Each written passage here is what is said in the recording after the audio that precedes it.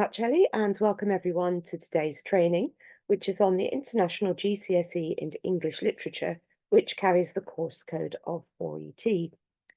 So we are an international community today. I'm really pleased to see, Paul, that it's sunny up there in Yorkshire. It's also sunny in the south where I am, but it's morning where I am, and it may not be morning where you are. So just to check, we can all use the chat. If you wouldn't mind just popping into the chat where you're joining us from today.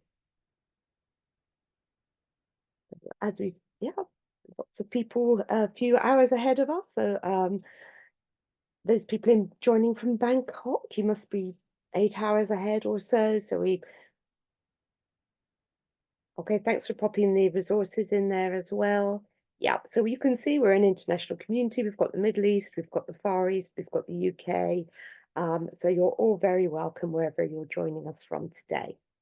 So this is module 2 of a 2-module Getting Ready to Teach course. Module 1 was on Tuesday, and that was very much had the focus on content and planning. Oh, welcome from New Zealand. It must be quite late where you are. I hope you've got a coffee to keep you going there. So that was on content and planning. The focus today is much more on assessment. We will be looking mostly at paper 1 and paper 2, the exam route through this qualification. If you're a centre that does coursework, I will touch on that briefly at the end, but there is literature coursework training coming up on the 29th of October that you can sign up for via the training link of the Pearson website. We'll be focusing mostly on paper 1, partly because that's the more heavily weighted of these 2 papers for the IGCSE, but also because all candidates do that. So we have a lot of resources for you today. I'm just going to talk through those before we look at our agenda. So we've got a copy of the PowerPoint for you. That's SO1. The exemplars are SO2 you're going to be using to do some marking today. So very important that you've downloaded those resources. The question paper and mark scheme for paper 1 is SO4 and SO5, and the examiner report is SO6. I think that's all I'll refer to for now, and then when we move on to paper 2, I'll refer to the resources you'll need at that point. So the key ones for now are SO2, SO4 and SO5. So as Ellie said, I'm Teresa, I'm a senior examiner on this paper and also trainer, obviously from Pearson. And I see a number of familiar names, so you might have been in some of the other training I've been doing in the last couple of weeks. So we're going to look to begin with at the content of the qualification, then we're going to focus on assessment and marking, so that nitty-gritty of how the qualification is put together and how it's assessed, and just a few slides at the end on support, resources and questions. So I'm going to recap on the assessment objectives because I know we have delegates today who weren't in Tuesday's training, so there'll be a recap, so you'll see a couple of slides that are very familiar to you if you were there on Tuesday. We'll be looking at the different question types and what they demand of students. We'll be looking at the mark schemes, and then most of the training will be on using those mark schemes and applying them to some exemplar work. And that will be from the June 2024 paper, so the most recent paper we've had. So a little bit about the content of the qualification. This is just the recap, so we'll do this fairly quickly. So all students take component 1. It's a 2-hour exam. It's got 3 sections. Section A is on unseen poetry. Section B is on anthology poetry, so it's on the part 3 of the anthology. Students will have studied this with you. And then section C is modern prose. Now, I always call this, when I'm training examiners and when I'm training online, the 20, 30, 40 paper, because it keeps in our mind the weightings of these different sections of this exam. It's closed book, so students don't take the text in with them, but they do have a copy of all of the anthology poems. Now, there are two routes through this. You can then either do the exam, which is component 2, paper 2, and there are two questions there, one focused on the modern drama and one focused on literary heritage. That's an open book exam, and students take the prescribed editions. The prescribed editions are in the specification. Or they can take component 3, which is the coursework route. And sometimes these are called paper 2 and paper 3, so don't be misguided if I call it paper 3. It is the coursework route. And that mirrors the paper 2, the exam route. So again, the focus of assignment A is modern drama, and the focus of assignment B is literary heritage. Now, the titles for those are devised teacher or student, or teacher and student together devise the title there. Okay, if I can just ask people to pop into the chat whether they're using the paper 1 route or the paper 2, whether they're using the exam route or the coursework route. Just give me a little bit of a clue. We were about half and half the other day.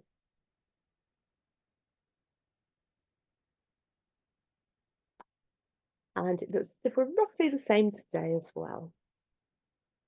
Okay, so as I said, most of today will be on the exam route because there is coursework training coming up. So just a reminder, the set text for paper 1, section B.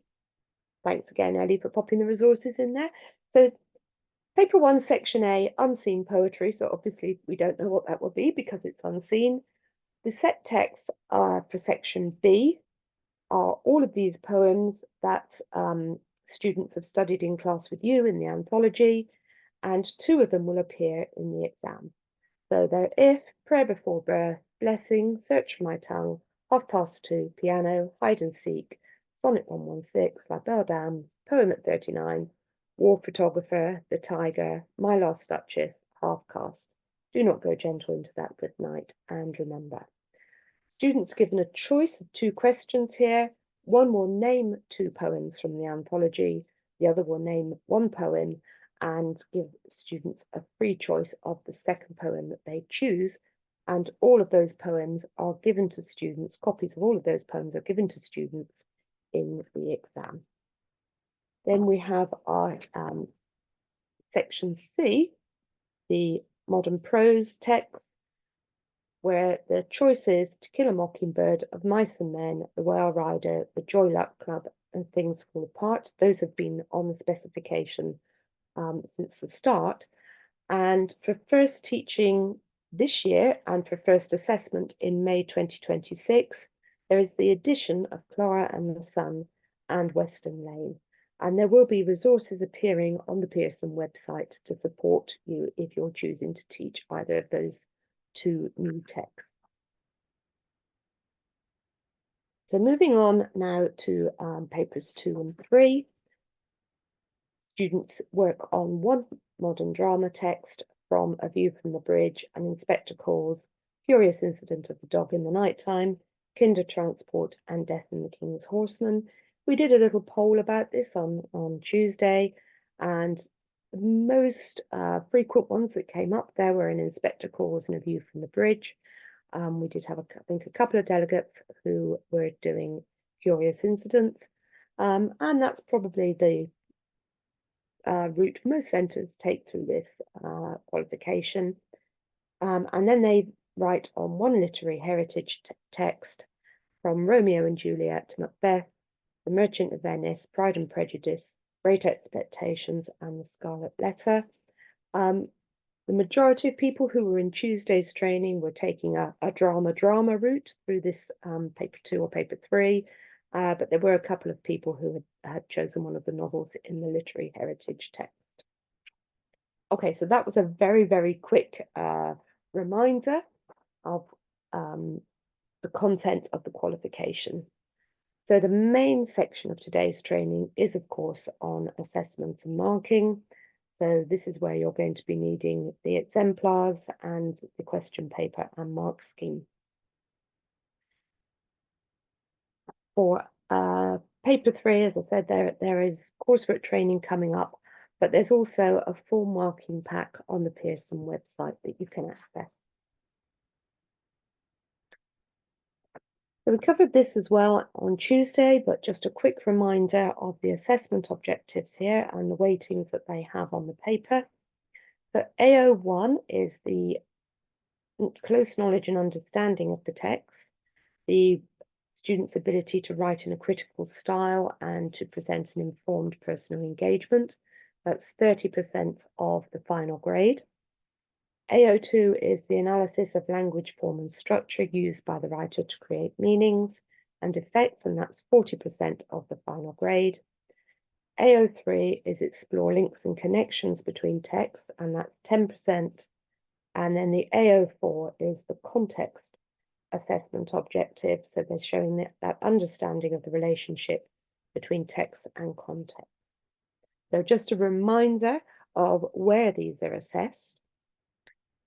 So AO2, language, form and structure, is the only assessment in paper 1, section A, on unseen poetry. Just a reminder that that carries 20 marks.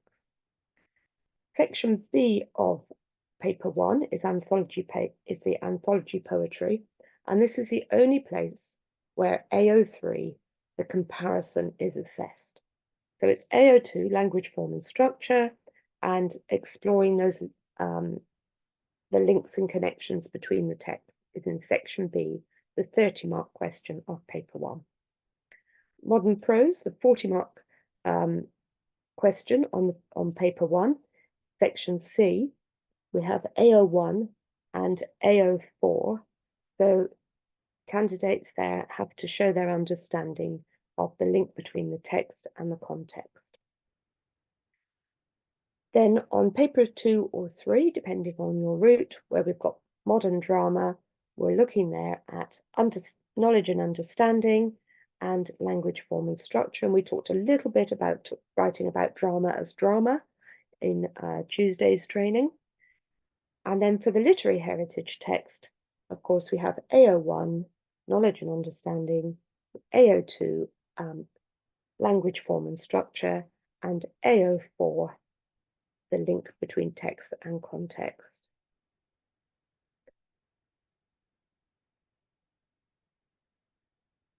Okay, thanks for that question, Esther. Does genre context count as context for the modern prose?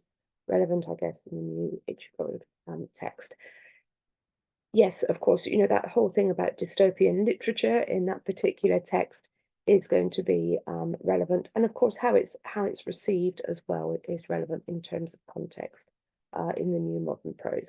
Well, in any of the modern prose, you know, if we're talking about Of Mice and Men, of course, we've got a genre context there as well.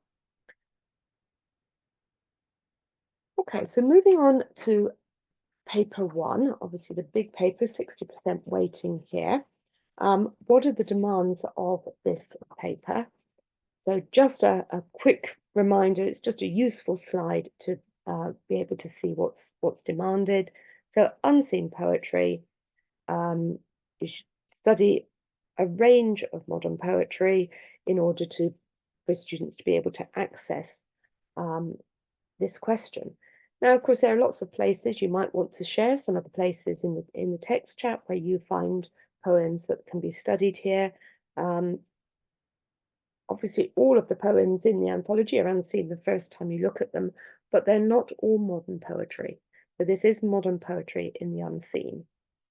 In the anthology, students study all 16 poems here from that anthology for the International. Students answer one question from a choice of 2, as I've already talked about there. And then for section C, modern prose, one of the set texts. And again, they're given 2 questions there and they choose one of them. And they should study whole text.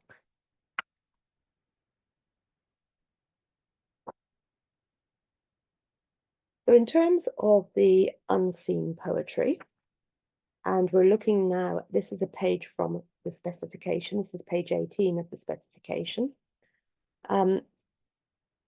They apply their knowledge of poetic form, content, and meaning to an unseen poem.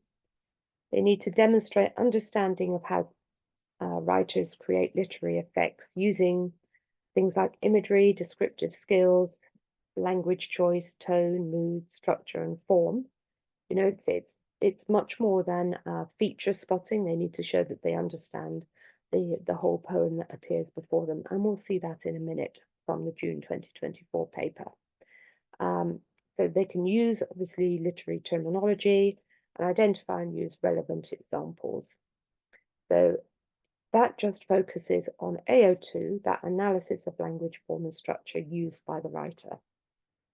So the poem for the June 2024 paper was Unfinished Poem by Barry Wade. It's there on your screen. And the question was, explore how the writer presents nature in this poem. In your answer, you should consider, and the word there is should, not may. So just remember that this scaffold here is here to aid students in meeting the assessment objectives. So they're looking at the descriptive skills, the choice of language, the use of form and structure, and then they're guided towards supporting their answer with examples from the poem. So let's have a look at the mark scheme here for the unseen poetry. So it is just AO2. These are a little bit small, but they are obviously also in the download of the mark scheme. So there are 2 bullet points in every level, and the first bullet point is about that analysis of language, form, and structure, and the second bullet point is about the use of references. So if we work our way up through the first bullet point, for language, form, and structure, we can see in level 1, it's simple and they're identifying. In level 2, we're likely to see a very descriptive and narrative account, perhaps chronologically, with some comments. Comment is the word there in level 2 on language, form, and structure. In level 3, they're going to show an understanding of the range of language, form, and structure used by the writer to create their effect. In level 4, we're looking at much more focused, detailed, and that's where we start to see the analysis of language, form, and structure. And then in level 5, we'd be seeing cohesive evaluation. And there'll be some comment on that interrelationship, how the writer has used language, form, and structure together to create their effect. And then going back to our second bullet point here, which is about references, level 1, they'd be limited. Level 2, there'd be some.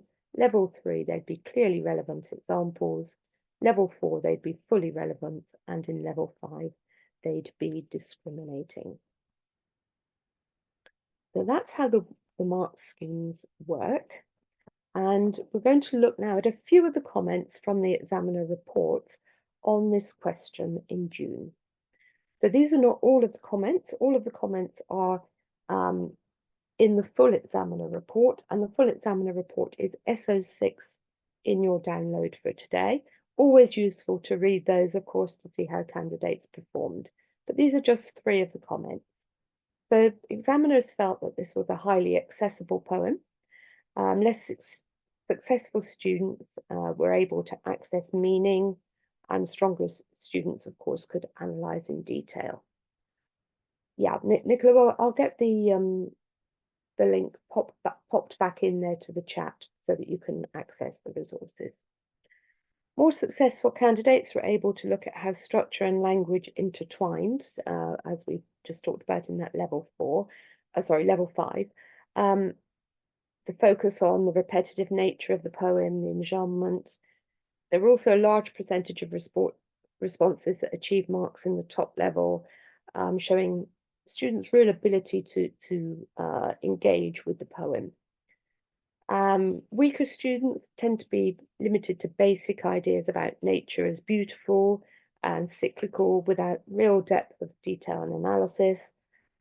Strongest candidates recognizing and exploring nuances.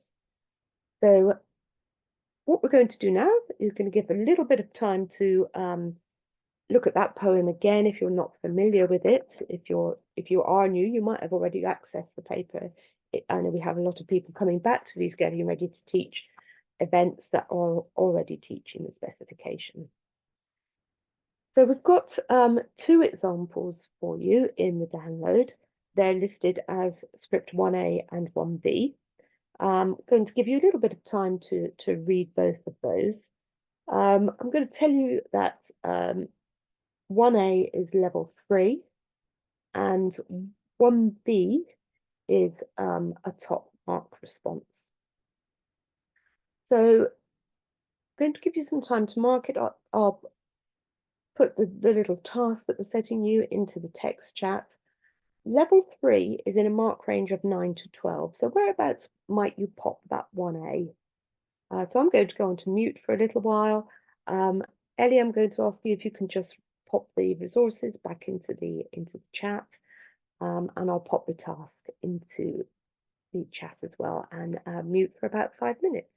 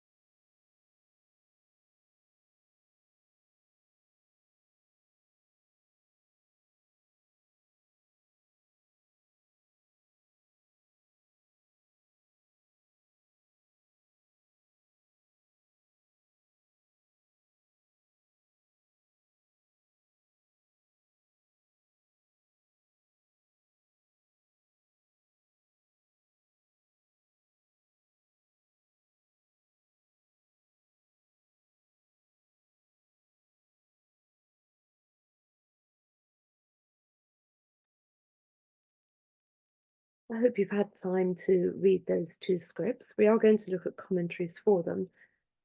Obviously, we've looked at level 3 and level 5 here. All of these scripts that we're using today are actually in the examiner report.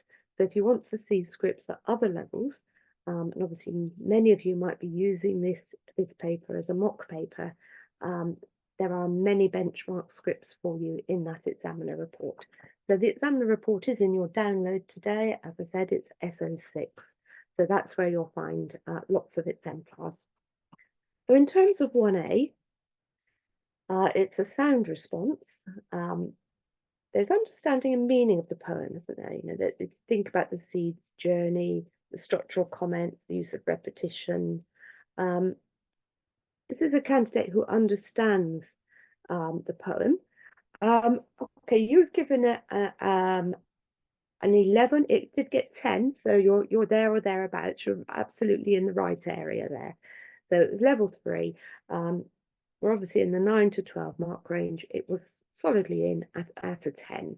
Yeah, thanks, Jennifer. You're spot on there. You know, it's hinting at some deeper meaning. Could have done a little bit more to be a bit more securely into that level. The ideas are sometimes a little bit underdeveloped. Now, of course, in the examiner report, we also have these examiner tips, which are very helpful to us. And here there is an acronym that the principal examiner has suggested, which may or may not work for your students. Yes, that's right. And I think that the comment you've just made there, Nicola, about the, you know, the identification, but without the development of the metaphor is why this is up, you know, into level 3, but it's not pushing on that boundary of 12, 13. It's not pushing on the boundary of level 4 at all there. Okay, but I'm sure that you did enjoy 1B. Now, of course, we do have to remember students haven't seen this poem before, but here we do have cohesive evaluation. This is a student who's able to talk about language, form, and structure and how those three things work together, and how that impacts the reader's understanding, or the reader's understanding of what the poet is trying to say. So it's a nicely supported response. You know, it's confident. The principal examiner here has called it a quiet confidence, but it's a mature response. This is a student who's able to stand back from the poem, see the meaning, understand how it's put together to create that meaning. It really understands that extended metaphor that 1A didn't. You know, the whole thing about the grace of growth, the old age, the cyclical nature of I was going to say the cyclical nature of nature there. And there's a nice terminology. It does more than feature spots. So yes, I hope you enjoyed that one. It is a very, very nice script. So we've looked at two responses to the unseen, and as I said, there are others in the examiner report. Now, if any of you have good resources for finding modern poems that you want to share with other delegates, 1A got level 3 mark of 10, Lara. Just any resources that you use that you found helpful, just please pop them in the text chat. It's whilst we're exemplifying today, we can also share good practice. So moving on to section B, obviously now we're, as I said, 20, 30, 40 paper, we're now on to 30 marks. The anthology poetry, students have studied all of these with you in the classroom. So just a reminder of the requirements. Again, this is taken from the specification. They apply their knowledge of poetic form, content, and meaning to compare poems here. As I said, this is the only place where AO3 is assessed in this qualification. So we're looking here, we've got two assessment objectives in play. We've got AO2, the analysis of language, form, and structure, and we've got the links and connections. So they demonstrate understanding of how writers create literary effects. So again, imagery, descriptive skills, language choice, tone, mood, structure, form. They use appropriate literary terminology. And here we have the make comparisons between poems because AO3 is being assessed here, and obviously using relevant examples. So in terms of the June 2024 paper, they will always be given a choice of 2 questions. And the first question will always name 2 poems. So here they were directed to reread, half cast and remember, and the command verb of compare the ways the writers express their feelings in half cast and remember. So whilst they've been taught them, it's got a specific focus. So this was about how they express their feelings. Then they've got the line, you should make reference to language, form and structure. So the signposting to the AO2 as well as the AO3, and told to obviously put examples in. The second question, question 3, will always give them 1 named poem and give them a free choice of which poem they choose from the anthology. So in June 2024, that was 2:30. Then we've got the first line, signposting them to the AO3, compare the ways the writers present being alone. So again, it's got a specific focus in 2:30 and 1 other poem from the anthology. The signposting there to the AO2, make reference to language, form and structure, and then support your answer with examples from the poems. So that's why they get all of the anthology in the exam. So, you know, they're not having to remember quotations or anything like that. They've got the poems in front of them. So in terms of the mark scheme for the section B, again, we've got here 3 bullet points because we're assessing AO2 and AO3. And we can see here that the first bullet point in each level is focused on AO2. So very similar to what we were looking at in question 1. And the second bullet point is about AO3. So that's our comparative bullet point in there. We can see that they're equally weighted, but they're marked globally, so they're given a mark out of 30. So we've looked at the AO2 bullet point in the previous mark scheme. So let's just have a little look at the second bullet point here, which is the AO3. So little or no comparison, you would have that in level 1. Underdeveloped comparisons in level 2, and we can see there that there's a bar that means they can't go above level 2 if they haven't compared. And it would be a very unusual response, wouldn't it, that would get anywhere near the top of level 2 without using both poems. Then in level 3, we've got compares and contrasts a range of points and considering similarities and differences. In level 4, compares and contrasts the poems effectively, considering a wide range of similarities. Now we can't put sometimes I'm asked in training, well, how many is a range and how many is a wide range? And of course, it's much more holistic than that. So we can't say, X number of points equals a range and X number of points equals a wide range, because it's about how effective that response is in considering those comparisons. And then in level 5, it's that perceptive comparison, varied and comprehensive range of similarities and differences. So again, we're going to be looking at some of these to see how that actually works when we apply it to responses. And then the third bullet point there is again about the references, the examples that candidates use, and they would be limited in level 1, some in level 2, clearly relevant in level 3, fully relevant in level 4, and discriminating in level 5. So again, we're going to look at a few of the comments that the principal examiner made in the June 2024 series, and there are more points, obviously, in the examiner report. These are taken from page 29 of the examiner report, if you're following along there. So the most popular comparison was 2:30 with hide and seek, where the loneliness of childhood events explored. War photographer was also a popular choice. Students really seem to like war photographer. with the sense of being separated from the world, unable to communicate their innermost thoughts to others through words,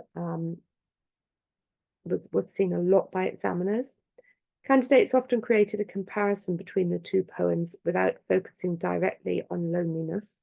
So remembering to remind your students that they really need to focus on what the actual question is asking in the exam. Obviously, they'll have done a lot of practice with you on comparing these poems, but it does have a specific focus, this question. Most successful candidates intertwine both structure and language analysis between both poems in a fluid manner. Now, this part of the examiner report is on question 3 that we're looking at, and obviously question 2 you can find in much more detail in that document as well. So we're moving on now to our marking of question 3, and we've got 2 exemplars for you for this question, 3A and 3B. We're going to rank order them to begin with. So one is much better than the other. So which one? Have a quick read through. Do a rank order. We'll rank order and then we'll mark. Okay. So I'll pop that into the text chat. I'll mute for a moment and put the task in there for you.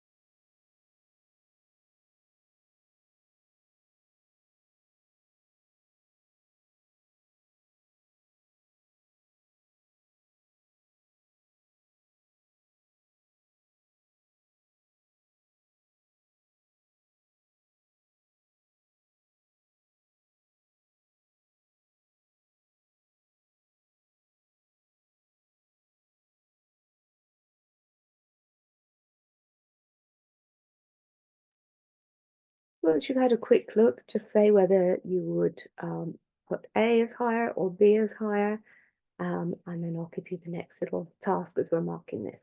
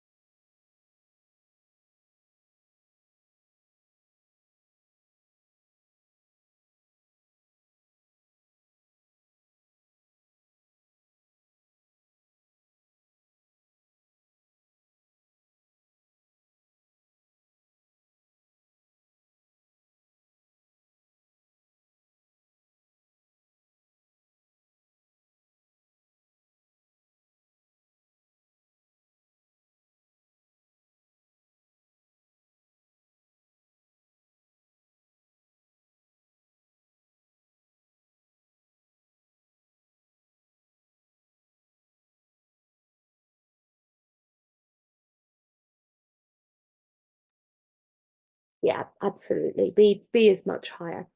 So script 3A is a level 3, and we have a mark range here of 13 to 18. So where would you place level script 3A?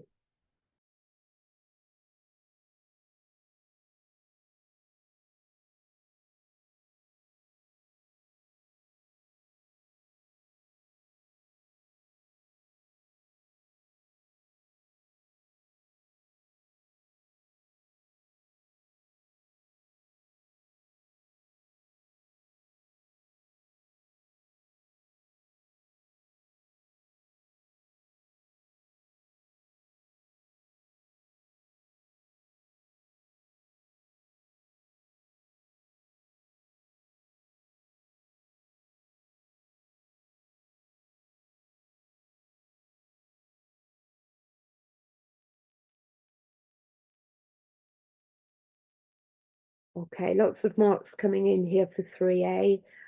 Yeah, I think it was Paul who said that you had high hopes. It sort of starts to promise a little more than it delivers, doesn't it, that particular script? Um,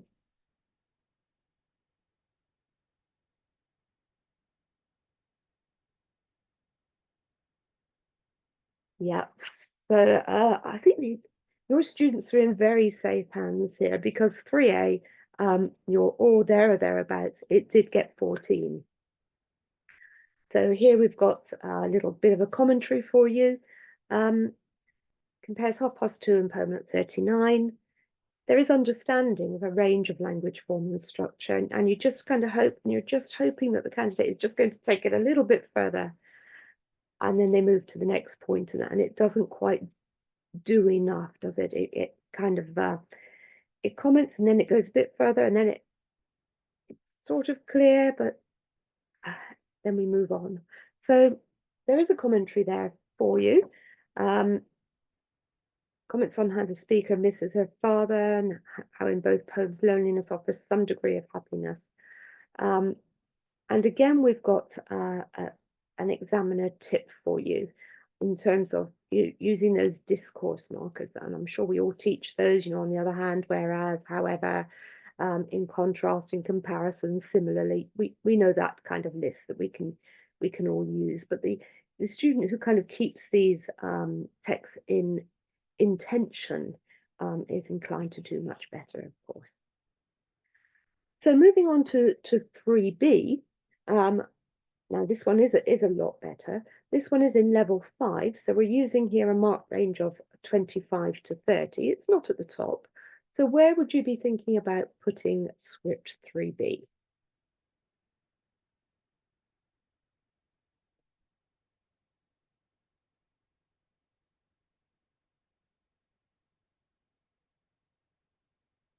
You might need a moment or two just to remind yourself that there's a lot of reading in today's training.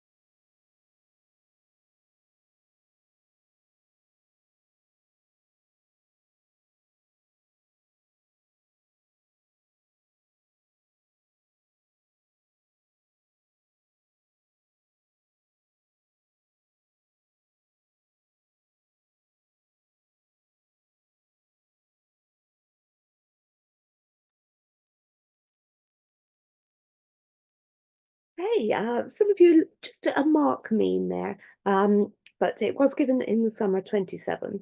It's very assured, isn't it? It's a nice response. Um, this is a student who can stand back and look at that language form and structure together. They can see what the writer was doing. It uses terminology well. It does much more than feature spot or identify. It's really grappling with what the question is asking. So again, you've got a bit of a commentary here. Why isn't it at 30? Well, none of you are putting it up there at 30. None of you are putting it at 28 or 29. So you can see here that there is a little bit of a lack of development that could have pushed it up to the top of the level. However, it really does do a lot with these poems. Obviously, the student has studied them well, but they are faced in the exam with a specific focus, and this student has done really well with that. So it was awarded 27. So thank you very much for looking at that one. So now we're going to move on to section C, the modern prose section, the last section of the paper. So we're now on to a very high tariff here. We're on to 40 marks. So again, we're going to look at the requirements from the specification. So they demonstrate knowledge and understanding of their chosen prose text. And here we've got the AO4 text and context as well. So it's the critical style, it's their understanding, it's their personal engagement. They're using relevant examples from the text and the influence of contextual factors on that interpretation of the text. So we're working here with AO1 and AO4 as our two assessment objectives.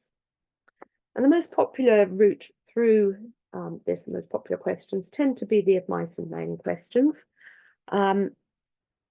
So the questions that were asked in the June paper were these: explore the significance of Curly in the novel, and then the signposting here to the AO4, you must consider the context of the novel in your answer, or in what ways is death important in Of Mice and Men?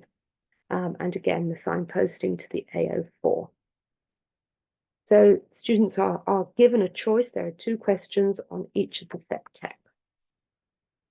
So again, we're going to look at we've got the kind of hang of how we're going to go through these papers now. We're going to look at the mark schemes here. So AO1 and AO4. Now, although these are equally weighted assessment objectives, we wouldn't be expecting to see half of an essay on the AO4.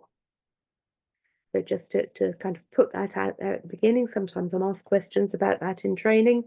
And obviously we're looking at where the context naturally occurs when they're creating their argument for AO1. It's not a history lesson, it's not a bolt-on, oh, I must write about context. It's not a biography of the writer. So we'll see how that looks in actual responses in a moment. But let's look at the mark scheme and the bullet points. So we're obviously working here with 4 bullet points, and bullet points 1 and 2 are relating to our AO1 specifically. So it's about knowledge and understanding of the text in the first bullet point. So let's look at how those move up through the mark scheme. So in level 1, limited knowledge and understanding. In level 2, some. In level 3, sound. In level 4, thorough. And in level 5, assured. And then our second bullet point in each of the levels relates to the personal engagement and the critical style. So again, AO1, and in level 1, simple. In level 2, largely narrative, the candidate who retells the story of the text. In level 3, relevant. In level 4, thorough. And in level 5, assured. Then our third bullet point is on AO4, that relationship between the text and the context. So little comments about that in level 1, some comment about it in level 2, relevant comment in level 3, detailed awareness of that in level 4, and the understanding convincingly integrated into the argument that they're making for their AO1 in level 5. And then the fourth bullet point again about references, and they move up limited, some, clearly relevant, fully relevant, and discriminating as we move up through the mark scheme. So again, thanks for that question, Patrick. So a question there about personal engagement with the text. So students are given here, so I'm just going to shuffle my papers for a moment. Excuse me, just so I can answer your question in relation to the questions we're going to be looking at in a moment. So, for example, explore the significance of curly, or in what ways is death important? How is the student using that question to show their engagement with this text? So, for example, the significance of curly, is the student able to stand back and think about, why does Steinbeck use, we're thinking about the writer at work, how does Steinbeck use that character of curly? How is curly created? Well, if we think about Candy talking about curly before we even meet curly in the text, he's saying he ain't a nice man, or is it curly's wife that says he ain't a nice man? But we get some foregrounding, don't we, of curly before we actually meet them. So how does the student recognize and respond to that in talking about this particular question? It's not personal engagement isn't about whether or not they like the character, although we might see that in those lower bands of the mark scheme. It's about their personal engagement. It's about their creating an argument and being able to put that into a critical style. I think, Patrick, it would become a bit clearer as we look at responses as well.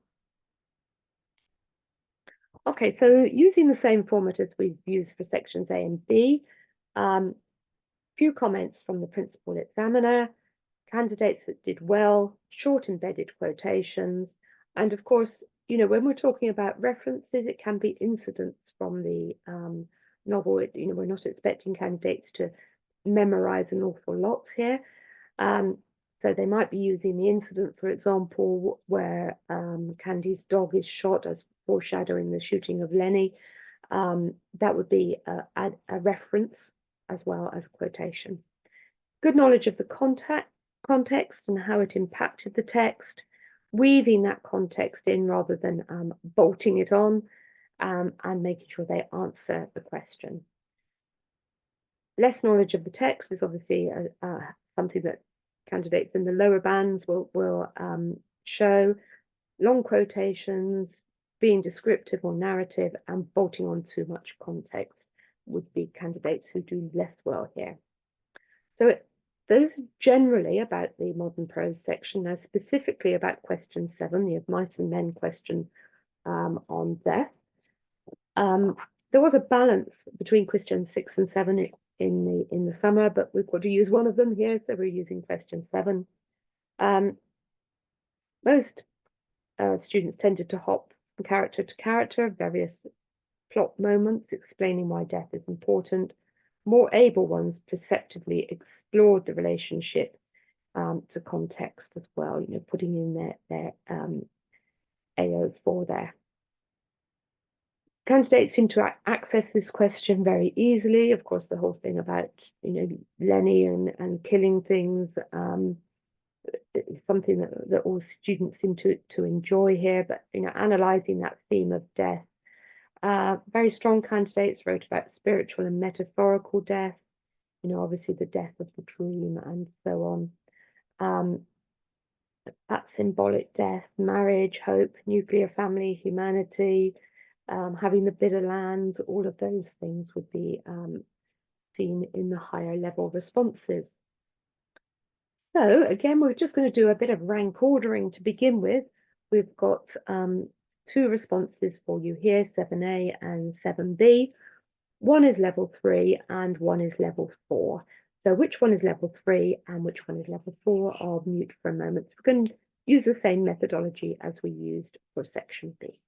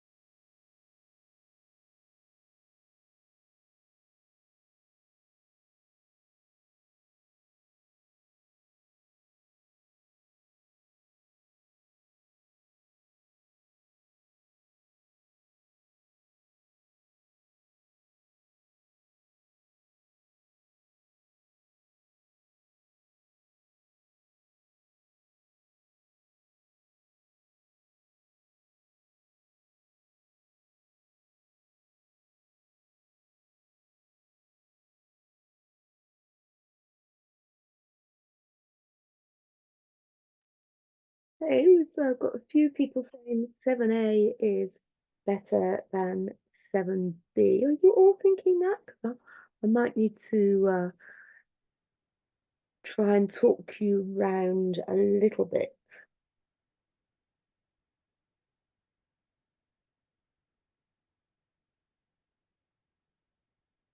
Yeah, Nicola, I think you're right. No, we're thinking about the difference here between sound and thorough. Um,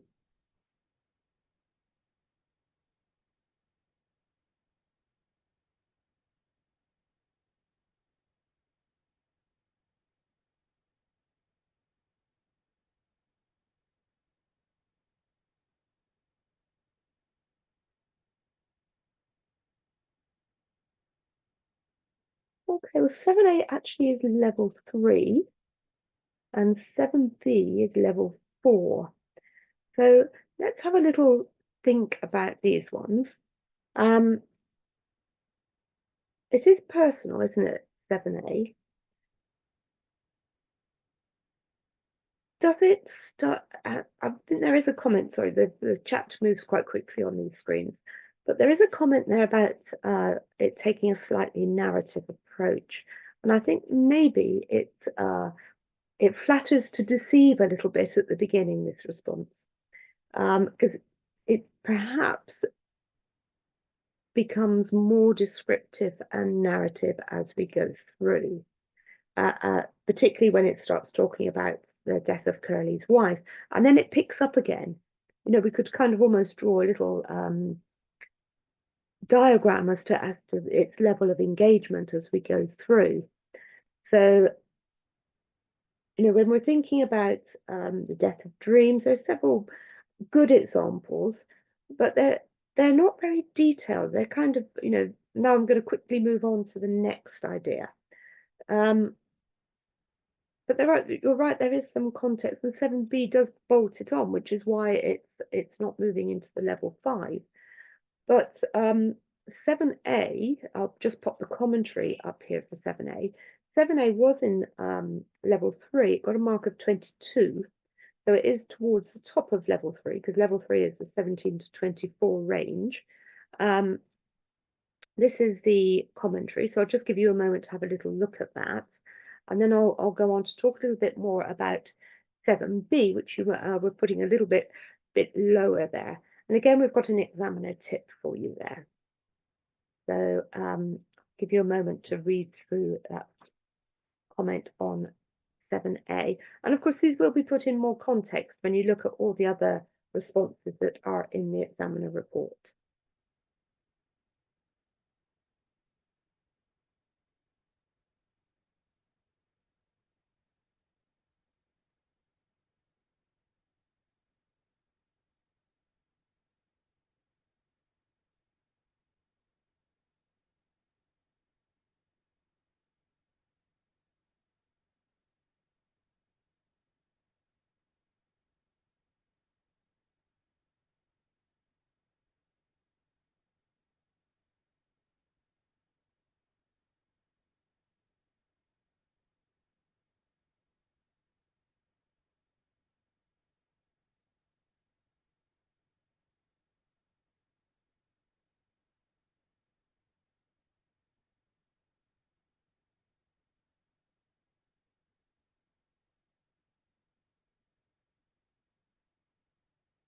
Okay, so 7B, as you'll see from the commentary here, it's a slightly quirky response, if you like.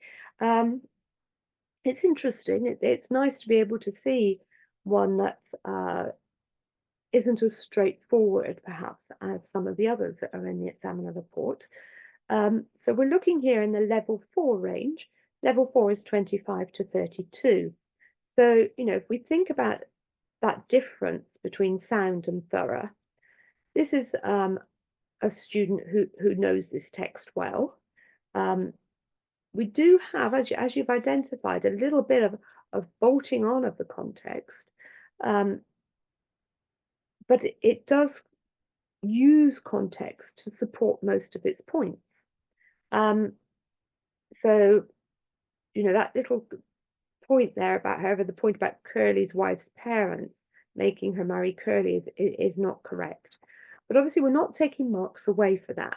That's why I thought it was, it is a slightly quirky response. Don't know where they've got that particular bit from, possibly a film version, which is why we've got the examiner tip here about the use of films.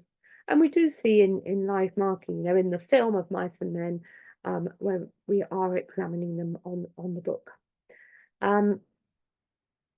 But we have got a focus here, particularly towards the end of 7B, about what the question is actually asking. And it was thought that for this response, there was enough thoughtful comments to put it into level 4.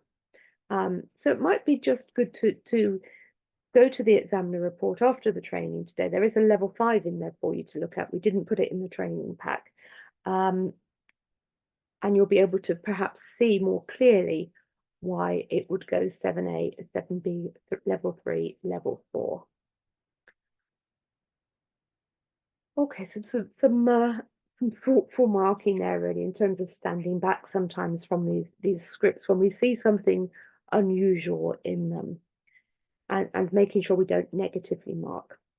So we're going to move on to paper 2 now, and I know we're split about 50-50 in the room of people doing paper 2 and people doing coursework. I will comment a little bit on coursework later on, but we have got, as I said, that coursework marking coming up. And if you joined late, just a reminder, the coursework training is on the 29th of October. So moving on to paper 2, the exam route. So a quick overview, and of course this is the same. The focus of this is the same for the coursework. So section A, modern drama, 1 text from the prescribed list. This is an open book exam if you're doing exam route. They answer 1 question on their chosen text, but they should have been taught the whole text. And literary heritage as well, 1 text from the prescribed list. They need to know the whole text. They take a clean and unannotated copy of the text into the exam. Obviously, the additions for the open book for the exam are in the specification. So section A, modern drama. This again is from the specification. These are the requirements. This is page 21 of the specification. They're obviously demonstrating their knowledge and understanding of the drama text, including the ways in which writers use language, form, and structure to create effects. We did have that bit in Tuesday's training about writing about drama as drama and a downloadable source. If you weren't in Tuesday's training, writing about drama as drama is in the on that Pearson 4ET part of the website. So they demonstrate an close understanding of it. They have writing a critical style, informed personal engagement. We've obviously looked at this assessment objective already today. How writers create their literary effects, literary terminology, and identify and use relevant examples. AO1 and AO2 are the 2 assessments in play for this modern drama. Question there, can we sign up for coursework training? Is it open? It's not on the Pearson website. If you just Google training from Pearson, that's a different sort of platform. It is open, it is on there, and yes, you can sign up. So I Googled it myself this morning. I wasn't sure which date it was, and I found it there immediately. I bet it's the 29th. So yeah, that's how you find it. So in terms of modern drama, the most popular route through this is probably an inspector calls, followed by a view from the bridge, but we do have candidates doing all of the questions. So the inspector calls one for the June 2024 look like this.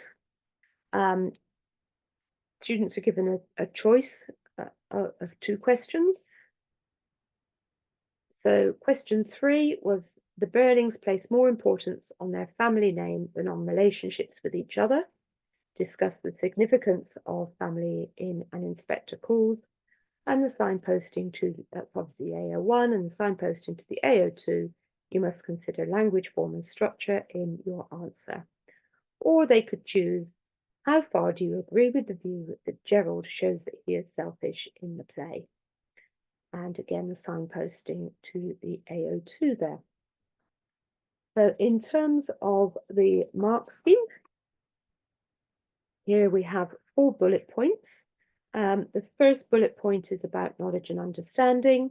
The second bullet point is about personal engagement and critical style. So we can see that those are focused on AO1. The third bullet point is focused on AO2, language, form, and structure. And the fourth bullet point is focused on the references used, the examples used. Again, it's not just quotations, it can be references to, for example, if we're looking at this one, the time when Sheila wants to take full responsibility and says that I'm really responsible. And then how the inspector has to show her that no, she is partly responsible, but they all have to accept some responsibility, would be seen as a relevant example as well. So working up through these, in terms of knowledge and understanding, we're looking at limited in level 1, some in level 2, sound in level 3, thorough in level 4, and assured in level 5. In terms of personal engagement and critical style, the response would be simple in level 1, largely narrative in level 2, relevant personal engagement, appropriate critical style in level 3, thorough personal engagement, sustained critical style in level 4, and assured personal engagement and perceptive critical style in level 5.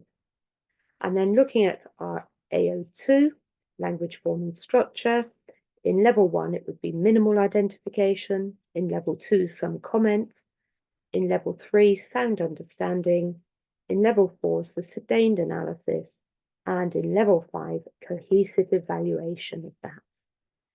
And then in terms of references, limited in level 1, some in level 2, clearly relevant in level 3, fully relevant in level 4, and discriminating in level 5. So again, some comments from the principal examiner on the question 3 here. Students found it accessible. Candidates were able to consider the relationships within the family, such as Eric and his father. Most successful, consider the number of characters in the place, and the level of care, their standing in society, and so on. And then for AO2, some focus on Mr. Burning's belittling of the younger generation. So again, we've got a marking activity here for you. Here we've got for you a level 3 and a level 5. There's scripts 3A and 3A and 4A. So which one is level 3 and which one is level 5? So again, I'll pop the task into the text chat.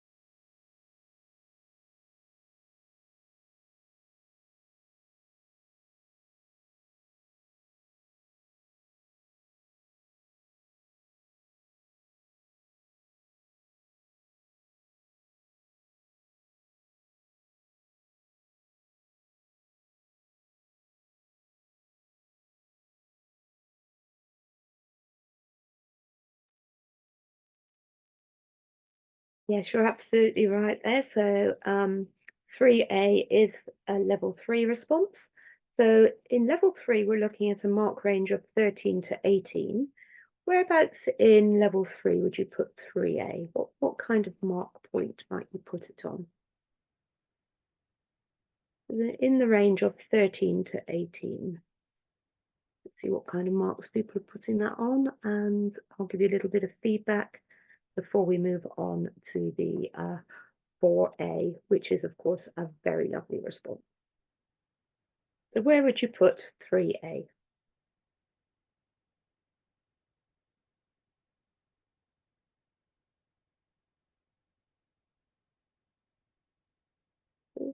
Any marks coming in here?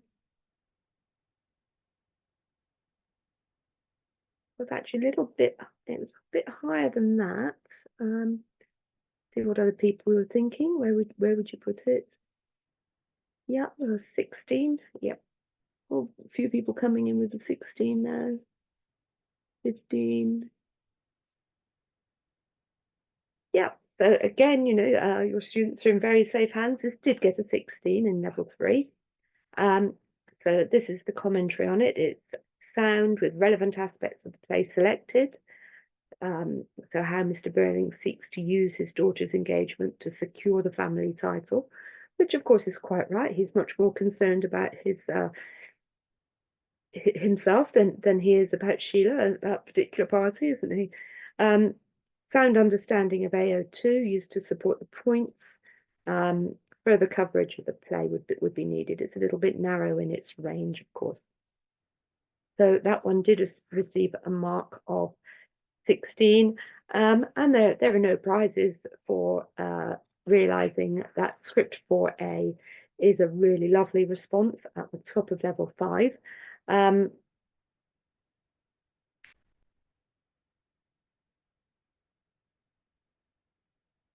So there's a comment here on the right-hand side in the examiner tip about the indicative content in the mark scheme. Of course, I've only been looking at the levels-based mark schemes in today's training, but we know that for each question there is some indicative content. And, it is just that. It is just an indication of what a student might include. It's not a checklist, but it does give us an idea of possible points. And I would say, for this qualification, I maybe should have said this when we were looking at paper 1, section B. It's always good, of course, as teachers to annotate our own copies of those anthology poems with the indicative content from previous exam papers, because that gives us a range of points to discuss with students in the teaching of this. Okay, so moving on again to paper 2, section B, the literary heritage text. This is the last part of the exam for paper 2. So the requirements of the question are here. Again, this is taken from page 21 of the specification. They demonstrate their knowledge and understanding of the text, the AO2 language, form and structure, but here we also have the addition of the AO4, the context assessment objective. So they show a close understanding of the heritage text. They write in a critical style, presenting informed personal engagement, how the writer creates effects, literary terminology, but also the influence of the contextual features on the interpretation of the text. So here we might be thinking as well about how it was received then and now, those kind of things. We've got those 3 assessment objectives, AO1, AO2, AO4 in play here. So Macbeth is a very popular text here. So the Macbeth questions in the June 2024 paper were explore the significance of the supernatural in Macbeth. You must consider language, form and structure, so the signposting to AO2, and the context of the play AO4. Or they could choose, how does Shakespeare present Duncan and his son Malcolm in the play? So again, always a choice of 2. So in terms of the mark scheme, this is a very busy slide, this one, but because obviously it's very similar to section A, but we have the AO4 added in here because that's also being assessed. So we've got 5 bullet points here. We've got the addition here of AO4, which is the third bullet point. Sorry, the fourth bullet point. So I'm just going to go through that fourth bullet point because we've been through the other ones. So moving up, little comment on the relationship between text and context in level 1, some comment in level 2, relevant comment in level 3, detailed awareness in level 4, and understanding of the relationship between text and context is integrated convincingly in the level 5. So in terms of examiner comment on this question, we've got a few comments here. Again, there are more of these on page 62 of the examiner report. So this one is on the supernatural.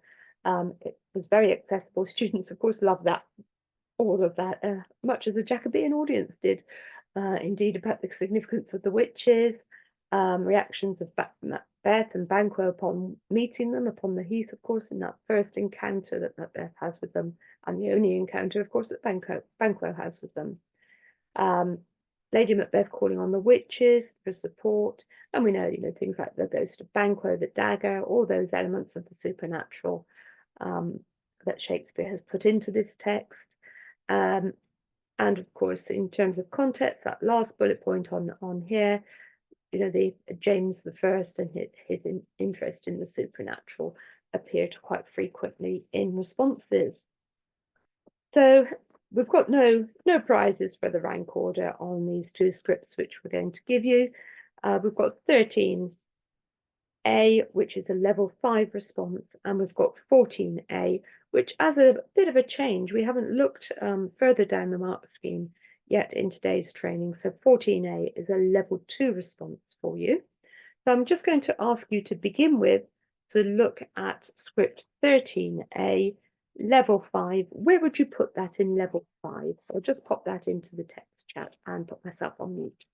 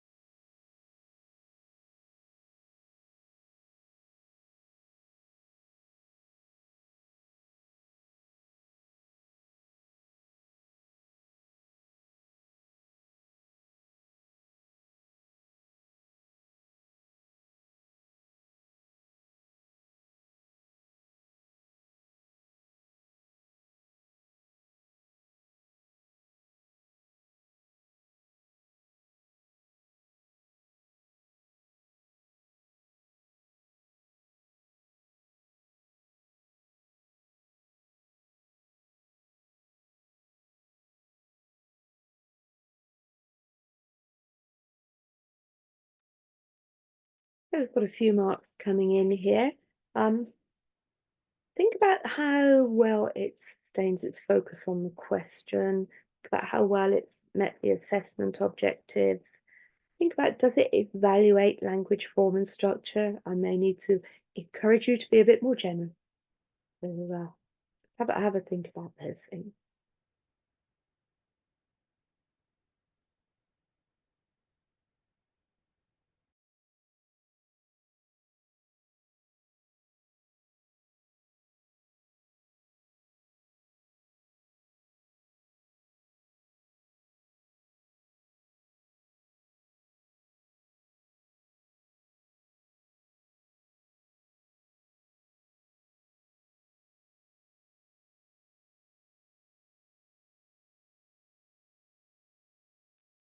A few people coming in with 27s here again. I'd like to encourage you to use, if I was training you as examiners, I'd just encourage you to use the whole of the mark range.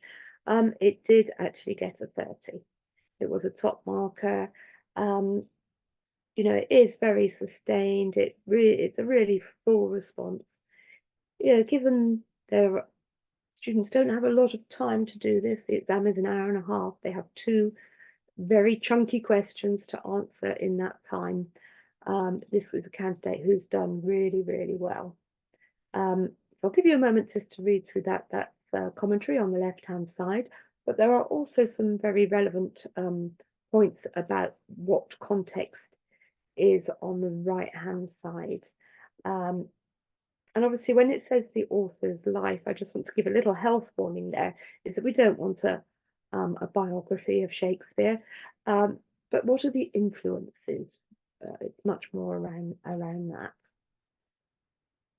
So there really is close evaluation. This is a candidate who's really met the demands of that question. They've stood back, they've thought about what they're going to write. It does merit a mark of 30 out of 30. And I know as English teachers, we're sometimes a bit reluctant to mark at the top because we can think of other things that they could have included, but it's a lovely response. I really hope you enjoyed reading that one. Now, 14A, of course, is a very different sort of response. So it's fairly brief, not fully focused on the question. Yes, yeah. Thank you for that question. Yep, it's been answered immediately about the link to the recording, so you'll find that there. So a very brief response is 14A, just enough to put it into the bottom of level 2 there. So that one just got a mark of 7. Okay, so I'm going to talk now a little bit about paper 3, the coursework. There's nothing too much new here, but I'm just going to signpost you to some of the materials here. So paper 3 is obviously the coursework option. It's an alternative to paper 2, again 40% of the final mark. They respond to these two tasks that mirror the paper 2, internally set and assessed, externally moderated, the same set text, teaching on whole text, and no prescribed word length. There is guidance, but they won't be penalised for exceeding that. So there's some setting coursework guidance. Assignments can take these kind of forms, but there is a great variety of different ways of setting the tasks, and you'll find those in the Principal Moderators Report. So the Principal Moderators Report was in your download for today. It's SO10. SO10 will give you some very useful information on task setting. So I would just signpost you to that. There are a whole variety of question types in there for you to look at. So we have got assignment A for you in the download pack for today. So just going to run through these reasonably quickly. The mark schemes for for the modern drama. Obviously, you'll recognise these from paper 2, AO1 and AO2 for assignment A for the coursework. And we have got some comments here from the principal moderator. So there is the principal moderator's report that I've just referred to, SO10. There's lots of really great advice in that report, talking about the different ways in which centres have approached this. This screen is just a snapshot, because there is so much in the principal moderator's report. So things about AO1, the enthusiasm, the confident tone, the approach to the text, meeting the demands of AO2 and terminology and how that's used, and quotations and how they were used. And thinking again about, this is, we're thinking here about the playwright and how the playwright forms their text for the audience. So we're not going to mark these, but because they are marked, the ones in your folders for today, in the delegate pack. This is SO3, the exemplar pack for the coursework. There are 4 folders for each assignment in the pack, and they have commentaries and marks on them. So, we've got exemplars here, 1 and 2, but those marks and the commentaries you will find in your pack under SO3 for today. I can see Modern High School, obviously we don't have your names, so sorry to call you by your school names. You can, yes, access, obviously it's not a video, this is a sound recording, but it does talk you through. You've got a copy of the PowerPoint slides, so you are able to access those.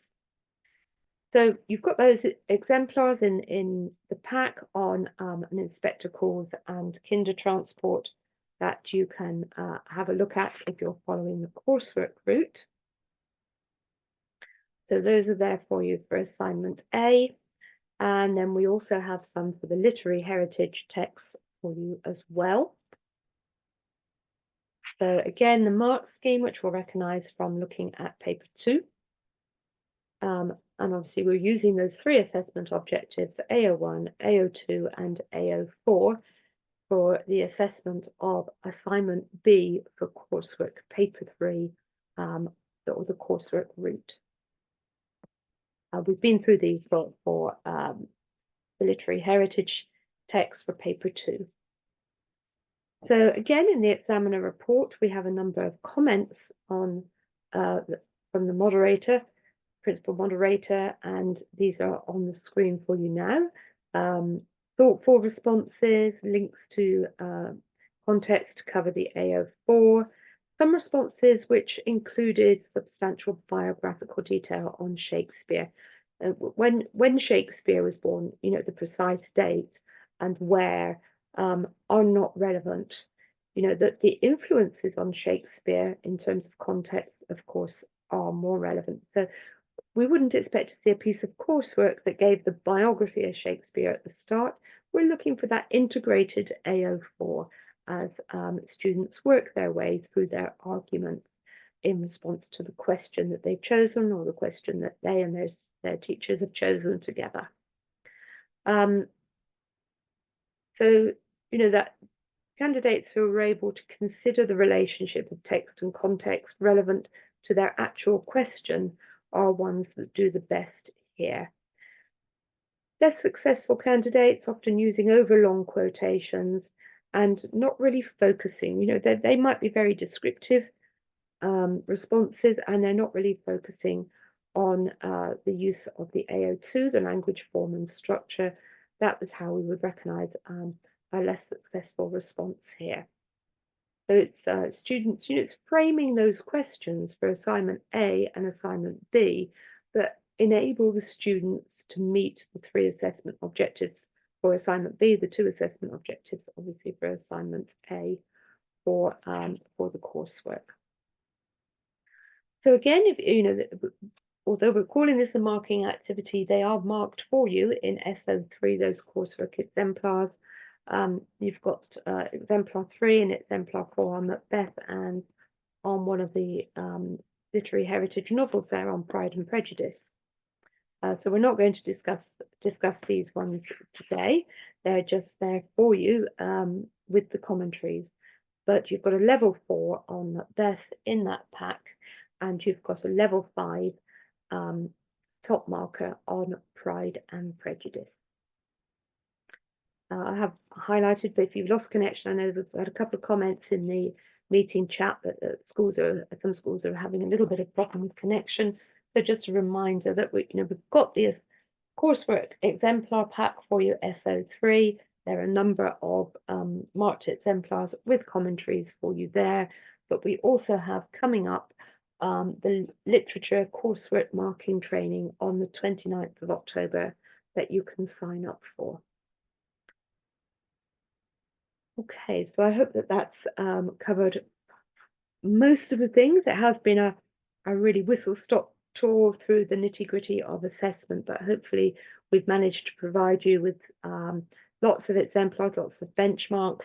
A reminder that in SO6 in your download today is the examiner report, which has exemplars at other levels and other mark points for you, complete with commentaries for this main paper. Now, what I haven't talked about so far today is the fact that there is also an R paper, and R is the regional paper. So if you are, as some of you are indeed, in a time zone 5 to 8 hours ahead of the UK, then your students will be taking the R paper, which is a regional paper. Obviously, we're talking about the same text. It's the questions that are different, and it's just because they're on different time zones and the kind of logistics of sitting a paper at a completely different time in the world. So what this does mean for all of you is that there are 2 lots of papers that you can access for your students, 2 lots of mark schemes, 2 lots of examiner reports, and of course, because there are 2 sittings of this exam, you have the November entry and the June entry. So in the resources, you have a lot of exemplars and things to look at. So just going to talk a little bit now about some of the support that's available for you from Pearson. I did talk about this a little bit in Tuesday's training as well. This is showing you the teaching and learning materials that are available. You can see there's the these on the right hand side, there are arrows where you can pull them down. The anthology, the course planner, we talked about in Tuesday's training, coursework support, exemplar material, there's lots of support in there, guidance, lesson plan, mapping documents, any recent notices, but you can see there past training content. Some of you were asking about that. If you click on that, you'll be able to find past training, qualification guide, scheme of work, specimen paper and mark schemes. Those, of course, are always updated. So those will now be updated. You need to be using the most recent edition of those. They'll be updated with those 2 new texts in there for paper 1. You'll see on the left-hand side, exam materials, you've got a whopping 165. That will include the previous question papers, mark schemes, examiner reports for the main paper and the R paper. So there's lots and lots of material to support you for this qualification. So that's where you find them. We are, of course, committed to helping teachers deliver our qualifications and helping students achieve their full potential. We try to do this with very high quality resources. So there is a textbook that supports this, but you don't need to have the textbook for your students to still do very, very well. We talked in Tuesday's training a little bit about many of the platforms, many of the websites, BBC Bitesize, Teach It, lots and lots of others that you all shared in Tuesday's training in the meeting chat. So there are lots of resources to support you. But this is just a picture of the student book that you can use if you wish. Access to scripts, I talked again a little bit about on Tuesday, that this is the free portal where on results day, with your students' permission, you can see exactly what they wrote for every single question. I think we are still the only awarding body that offers that immediately on results day.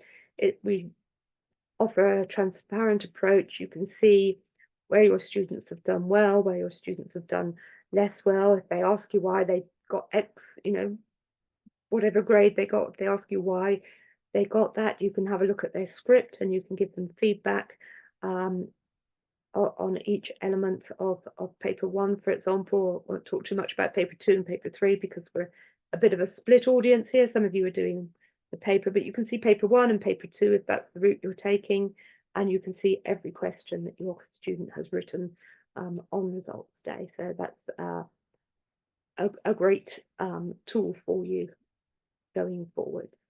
It's obviously the portal is only open for a certain amount of time after results day. Results Plus, of course.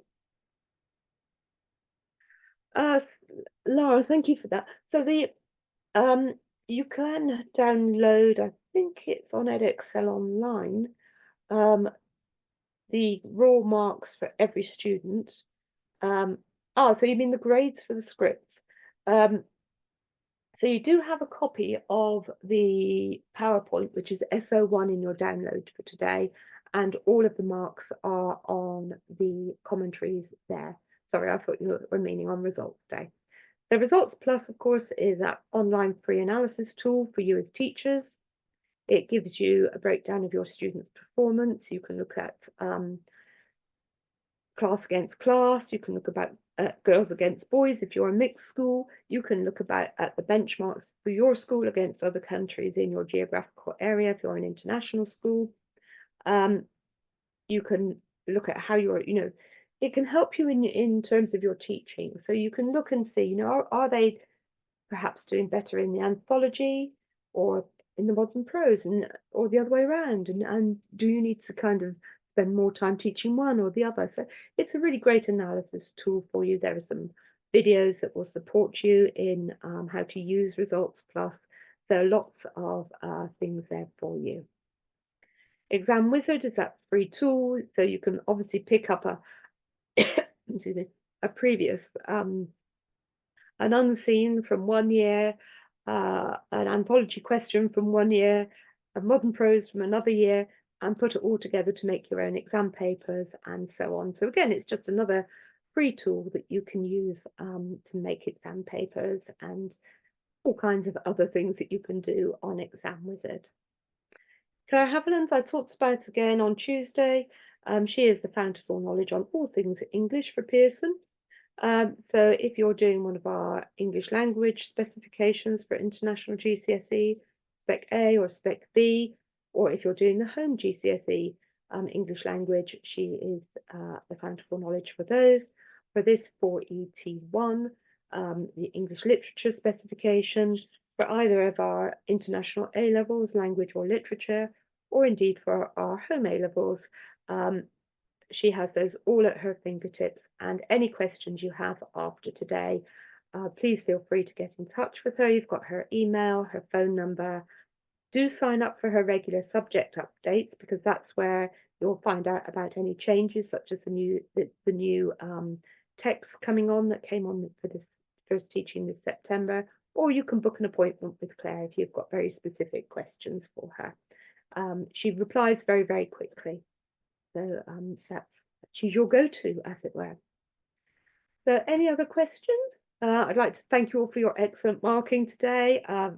Students are in very safe hands there.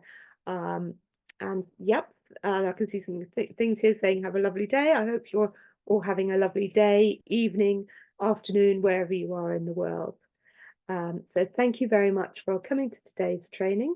I'm now going to pass back to Ellie, the moderator, to close the event.